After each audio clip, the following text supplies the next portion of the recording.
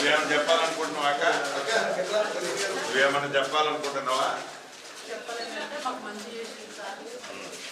ఏ ప్రభుత్వం చేస్తున్నారు అది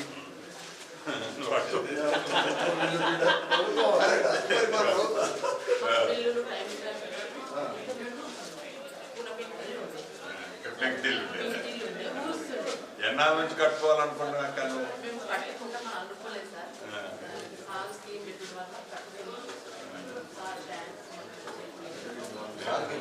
మంత్రి గారు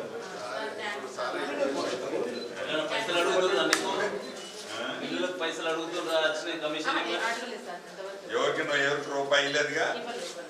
నిజం చెప్పు నువ్వు, ఎవరికి ఇవ్వద్దు కూడా. చల్లకుండక్క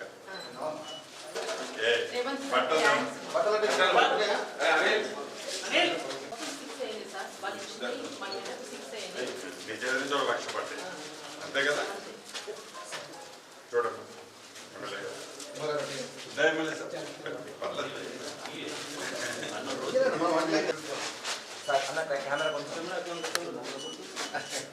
ఓకే సార్.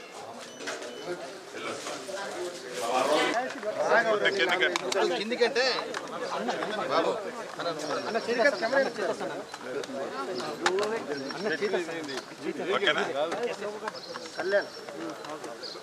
ఈరోజు నిజామాబాద్ ప్రాపర్ కార్పొరేషన్ పరిధిలో ఏదైతే రాష్ట్ర ప్రభుత్వం ప్రతిష్టాత్మకంగా ఇందిరమ్మ ఇళ్ల కార్యక్రమంలో భాగంగా పేదవాడి చిరకాల కోరిక, చిరు కోరిక, పేదవాడి ఆత్మగౌరవానికి చిహ్నంగా ఇల్లు కట్టుకోవాలనే కోరికని ఈ రాష్ట్ర ప్రభుత్వం నిర్వహిస్తుందో దాంట్లో భాగంగా మొదట విడత ఇచ్చిన రాష్ట్ర వ్యాప్తంగా 4.5 లక్షలు ఏదైతే ఇల్లు ఇచ్చామో దాంట్లో భాగం నిజామాబాద్ అర్బన్ టౌన్లో కూడా కొంతమంది ఇల్లులు కట్టుకోవడం జరిగింది.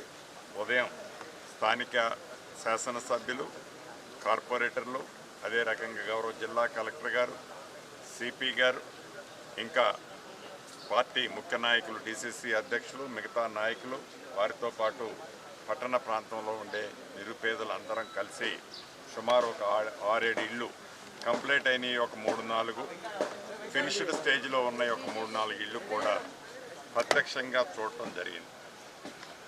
వారి ఆనందానికి హద్దు లేదు.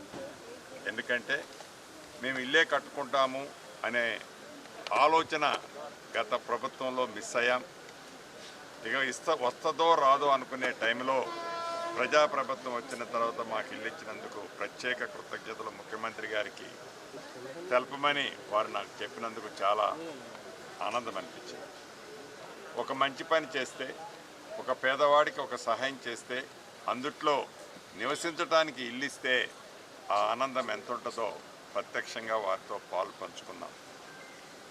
అంతేకాదు గౌరవ అధికారులు ఈరోజు ఇక్కడ ఈ జిల్లా రివ్యూ మీటింగ్ ఉంది. ఆనాడు ఏదైతే డబల్ బెడ్రూమ్ అని ఇళ్ళనే పేరుతో ఏవైతే కార్యక్రమాలు చేసి అసంపూర్తిగా మిగిలిపోయాయో అనేక పర్యాయాలు స్థానిక శాసనసభ్యులు, మిగతా మిత్రులు కూడా వాటిని అలొకేషన్ చేయాలి పేదవాళ్ళకి అన్నారు.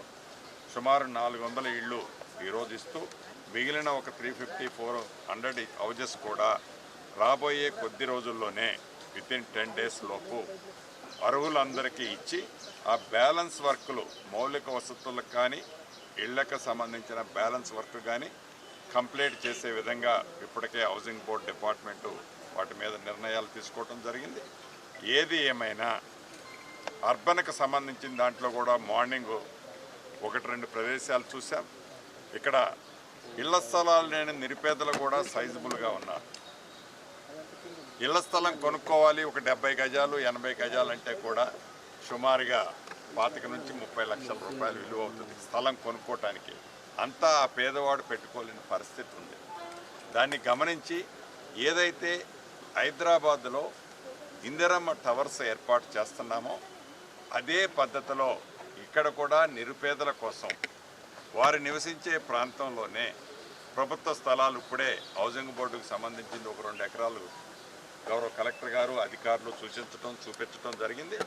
దాని మీద కూడా రాబోయే కొద్ది రోజుల్లో పైలట్ కింద దాంట్లో కూడా ఇందిరమ్మ టవర్లో ఏర్పాటు చేసే కార్యక్రమాన్ని మోడల్గా నిజామాబాద్లో కూడా శ్రీకారం చుడుతున్నామని చెప్పడానికి సంతోషిస్తున్నాను.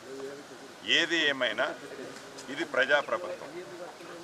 ఈ ప్రజాప్రభుత్వంలో పేదవాడి ఆత్మగౌరవానికి చిహ్నంగా ఇల్లు అనే కోరిక రాష్ట్ర వ్యాప్తంగా, అది పట్టణ ప్రాంతం కానీ, పల్లెల్లో కానీ, వాడల్లో కానీ, ఏదైతే గూడెల్లో కానీ, తండాల్లో కానీ రాష్ట్ర వ్యాప్తంగా పేదవాడి కళ నెరవేర్చే దాంట్లో ఈ ప్రభుత్వం ఇళ్ల విషయంలో ప్రత్యేకమైన శ్రద్ధ. రాష్ట్ర ఆర్థిక పరిస్థితి బాగలేకపోయినా ఇల్లు ఇవ్వాలన్నది ఈ ప్రభుత్వం యొక్క ఆలోచన. ఇల్లు ఇచ్చి తీరతాము. రెండో విడత కూడా 2.5 లక్షల ఇల్లు ఇచ్చాం. హైదరాబాద్లో 1 లక్ష ఇల్లు అన్నీ కలిపి 2 విడతల్లో ఇచ్చింది ఇప్పటి వరకు 8 లక్షల ఇల్లు. రాష్ట్ర వ్యాప్తంగా సుమారు 2 లక్షల ఇల్లు పైచీలకు ఇప్పటికే కంప్లీట్ అయ్యాయి. మిగిలిన ఈ వివిధ దశలో ఉన్నాయి. రెండో విడతలో కూడా ఇప్పుడు యుద్ధ ప్రాతిపదిక మీద బెనిఫిషరీస్ని ఫైనల్ చేస్తున్నాం. ఈ 2 సార్లు ఇచ్చి అయిపోయింది అని చేతులు దులుపుకోం. పేదవాడి కష్టం తెలిసిన ఈ ఇందిరమ్మ ప్రభుత్వంలో 3వ విడత ఇస్తాం, 4వ విడత ఇస్తాం. అర్హులైన ప్రతి పేదవాడికి నీది ఏ కులమని అడగం, నీది ఏ మతమని అడగం. చివరికి నీకు ఇల్లు ఇస్తే మా ఇందిరమ్మ పార్టీకి ఓటేస్తామని కూడా అడగం. మాకు పూర్తి నమ్మకము, విశ్వాసము మాకుంది. ఆ పేదవాడికి, ఆ పేద పెద్దమ్మకి, ఆ చెల్లెమ్మకి ఇల్లు ఇస్తే మనస్ఫూర్తిగా ఇల్లు ఇచ్చిన వారిని ఆ అవ్వ దీవుచ్చుదనే నమ్మకము, విశ్వాసము మాకుంది. కాబట్టి కులాలు, మతాలు, పార్టీలకు అతీతంగా పేదవాడు అయ్యుంటే చాడు తన ఆత్మగౌరవానికి చిహ్నంగా ఇల్లు ఇవ్వాలన్నదే ఈ ప్రభుత్వం యొక్క లక్ష్యం. సార్, గతంలో డబుల్ బెడ్రూమ్ దర్శకంగా ఇందాక నేను చెప్పినట్టు కులము, మతము, పార్టీ ముఖ్యం కాదు. పేదవాడు అయి ఉండాలి, అర్హుడై ఉండాలి. ఇక్కడ నా పార్టీ అనో, ఇంకొక పార్టీ అనో, ఇది ఈ కులమనో, ఆ కులమనో అర్హుడిని ఎలిమినేట్ చేసేదే ఉండదు. కాంగ్రెస్ పార్టీలో పరిణామాలు